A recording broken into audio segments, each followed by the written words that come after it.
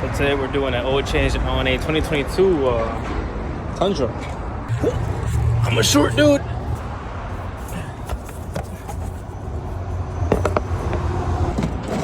Black oil pan right there.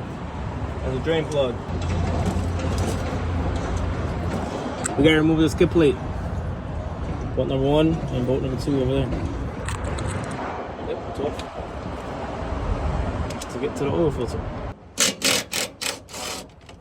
So after you get the skid plate off, oil filter is right there.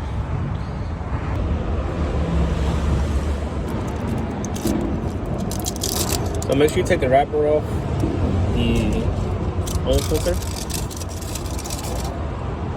We're gonna grab some of this old oil, put it on the oil ring of it, and hand tight with the filter.